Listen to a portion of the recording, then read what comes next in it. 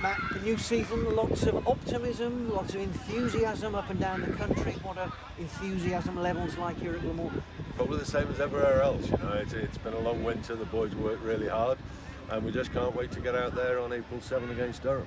Few new faces. Tell us about the players you brought in and what you hope from them. Obviously, James Wayhill kind of joined us a little bit last year, and he's really impressed during this winter. First winter he's had for a while, so he's done really well.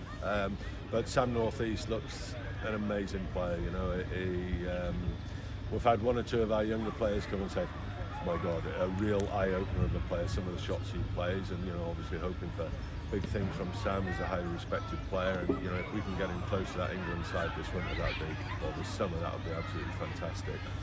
Alongside of him, obviously, we've got some young players coming through from our own. Tegid Phillips, who's a promising player. Andrew Gorvin, who deserved it from last year as well. Great to have James Harris back at the club.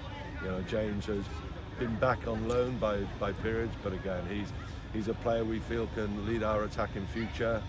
He's worked hard on a little couple of things within his action during the winter, and while he's not quite at his best as yet, he's not far off it, and we can't wait to see that. And a few games under his belt, and I'm sure he'll be leading our attack with a plumb. Sam Northeast is an interesting one. Seemed to be very much on the fringes of an England call-up. It never quite happened for him. And yet he's an explosive batsman, but he's also someone who can get his head down and graft. Are you surprised he's never made that breakthrough and been around the England scene? There are one or two players, aren't there? You know, I mean, Sam's 30, 31. There's James Hildreth, obviously, at Somerset, who worked with, who, you know, they're phenomenal first-class players. But I think, you know, having worked with Sam this winter and seeing what he's capable of, he's certainly one of the best players not to have won an England cap that I've worked with, if not the best. So, look, he's been brilliant in our dressing room. He's settled in really well. He's very knowledgeable about the game, and I think he's going to be a terrific addition, regardless of the amount of runs. I mean, people always looked at, you know, you've got to get run, you've got to, you know, but just his involvement around the team has been really powerful. So, you know, he's a senior player, and he acts like a senior player, and his habits and how he goes about his training are of what you want from a senior player, a real leader in terms of his work ethic, how he goes about things. So yeah, really looking forward to seeing how he goes in the summer, and obviously wish him all the very best to put his name in the frame again for England selection in the summer. As far as the one-day game is concerned, Matt, the fact that this county won a trophy last season, what difference has that made to the level of confidence amongst this group of players?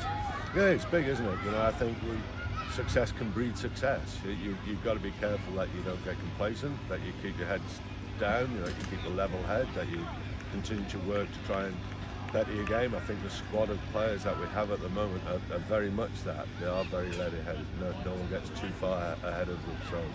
We've got two great leaders in our captains, David Lloyd and Kieran Carlson, who play the game in the right way and lead in the right way. So look, we're very fortunate in that regard. And look, Chris Cook's got to take a lot of credit for the work he's done as club captain over the last 3 years as well. And we thank him for everything he's done on that regard.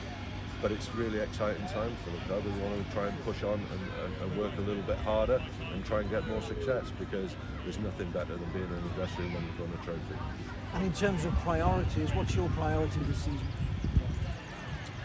Look, to maintain some of the 4-day cricket that we've played over the past 2 or 3 years, where I think we've been very competitive in certain aspects.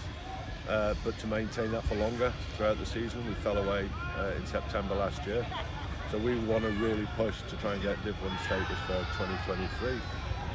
We need to get better results in our T20 comp. There's no doubt about that. We have a good squad. We didn't play to our potential last year, and that's all you can ask of the players, just try and play to your potential. If we do, we can reach those knockout stages, and who knows from there. So that's been a big focus, big talking point for us this year. We've actually got a fairly decent prep ahead of T20 cricket this year, so I'm very much hoping that the results change from how they have been. It's a marginal game, you know. You can, if you're not disciplined for the whole 120 balls that you bowl and bat, then you can lose games quite quickly. Contrary to that, you can also win games in those well. So we've got to be switched on for the duration, and obviously try and maintain what we've done in the 50 over competition as well.